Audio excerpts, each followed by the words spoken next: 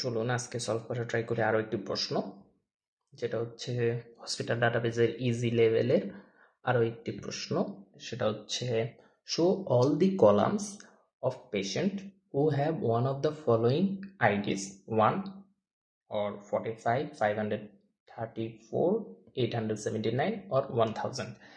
মানে আপনাকে ওই পেশেন্টদেরকে দেখাতে বলা হয়েছে, ওই পেশেন্টদের কলামগুলা যাদের আইডি মূলত এই পাঁচটার মধ্যে যে কোনো একটা, মানে ওই দেখাতে বলা হয়েছে। এখানে আপনারা যদি এক্সপেক্টেড আউটপুটে যান তাহলে দেখবেন যে সবারই মানে এই পাঁচজনেরই সব ধরনের জিনিসগুলো দেওয়া হয়েছে।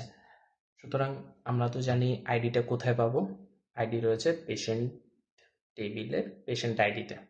ওকে, সুতরাং আমরা যখন সার্চ করি বা ফিল্টারাইজ করি সেক্ষেত্রে আমরা কি করি, কন্ডিশনের জন্য আমরা হোয়ার ইউজ করি। হোয়ার পেশেন্ট আইডি ইন কেন ইউজ করা হয়, কোনো একটা জিনিসগুলোর মধ্যে যদি আপনি কোনো কিছু খুঁজতে চান,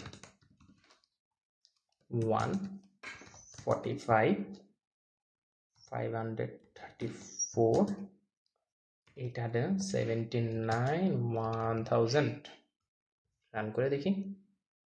you got the query right.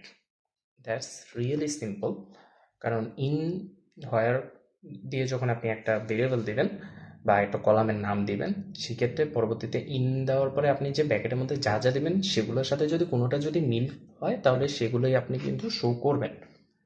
এবং ইউ গট দ্য রাইট এবং সলিউশন আর কোনো তারা শো করে নেই। আশা করি না এর থেকে অন্য রকমের কোনো সলিউশন আছে, থাকলেও সাবকুইরি টাইপের কোনো সলিউশন থাকতে পারে, কিন্তু এটা একটু লং হইতে পারে। আশা করি বুঝতে পেরেছেন এই ভিডিও। ইনশাআল্লাহ দেখা হচ্ছে পরের ভিডিওতে। নিজে অবশ্যই ট্রাই করবেন।